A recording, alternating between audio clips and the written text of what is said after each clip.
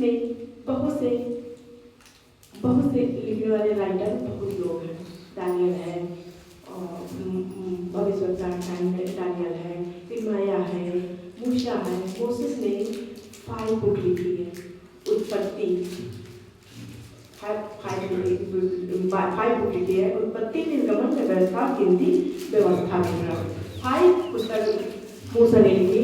इसमें क्या है, बाइबल में क्या है कि जब ये धरती पृथ्वी बेडूल सुनसान पड़ी थी, स्टार्टिंग बिल्डिंग यहीं से है। आदमी परमेश्वर ने आकाश और पृथ्वी की सृष्टि की। पृथ्वी बेडूल सुनसान पड़ी थी और गहरे जल के ऊपर अंधियारा था।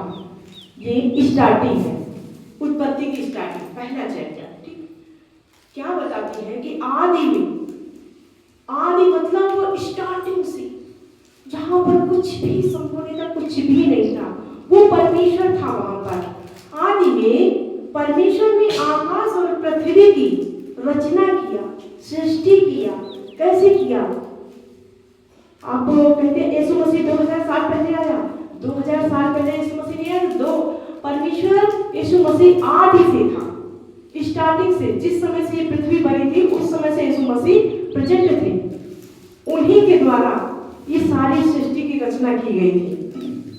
गहरे जल के ऊपर अंधियारा था तथा परमेश्वर का आत्मा जल के ऊपर मंडराता था।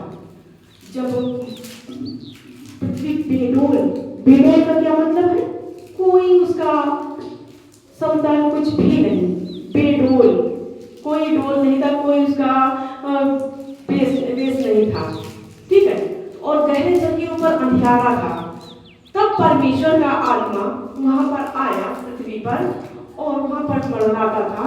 तो परमेश्वर ने देखा कि इसको भी, पृथ्वी को भी स्वर्ग जैसे सुंदर बनाई जा सकती है। तब परमेश्वर ने क्या किया? परमेश्वर का आत्मा पृथ्वी के ऊपर मंडराता था। जब परमेश्वर ने कहा उजियाला हो, किससे कहा? परमेश्वर ने कहा उजियाला हो। किससे कहा? यीशु मसीह से कहा उजियाला हो। उजियाला हो गया। फिर क्या कहा? परमेश्वर ने उजियाले को देखा और परमेश्वर ने कहा अच्छा है। फिर और परमेश्वर ने उजियाले को दिन और अंधियारे को रात। परमेश्वर ने अंधियारा बनाया और उजियाला बनाया। परमेश्वर ने दिन और रात बनाया। ठीक है, फिर सूर्य चांद बनाया। सूर्य बनाया दिन में प्रभुता करने के लिए, और रात में चांद और तारे बनाए कि पृथ्वी पर रोशनी दिया करें। इस तरह परमेश्वर ने एक दिन को बनाया। फिर क्या लिखा है? इस प्रकार पहला दिन हो गया, सांझ हुई सवेरा हुआ, बस पहला दिन हो गया। फिर परमेश्वर ने कहा जल के बीच एक ऐसा अंतर हो जो जल 2 भागों में हो जाए। ये स्टार्टिंग बता रहे हैं आप लोगों को, ठीक है? इसलिए आप बहुत ध्यान से सुनिएगा, पूरा कॉन्सेप्ट को बाइबल पे रखिएगा। परमेश्वर ने कहा जल के अंदर एक अंदर, जल में एक अंदर, तो 2 जगह एकत्रित हो गया। एक जो जमीन में जल एकत्रित हुआ था उसको परमेश्वर ने सागर बोला, समुद्र बोला, और जो एक को जल एकत्रित हुआ था वो आधा ऊपर चला गया आसमान में, उसको बादल कहते हैं, बादल। फिर क्या हुआ? अंतर बनाया, उसके नीचे जल और उसके ऊपर जल के भाग को क्या कहा परमेश्वर ने?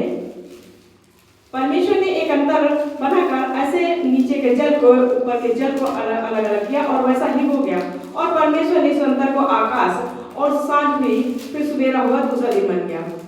फिर परमेश्वर ने आकाश के नीचे के जल के स्थान को इकट्ठा हो जाए और सूखी भूमि निकल जाए। फिर परमेश्वर ने जो जल नीचे था, एक जल ऊपर चला गया, आधा जल नीचे रह गया।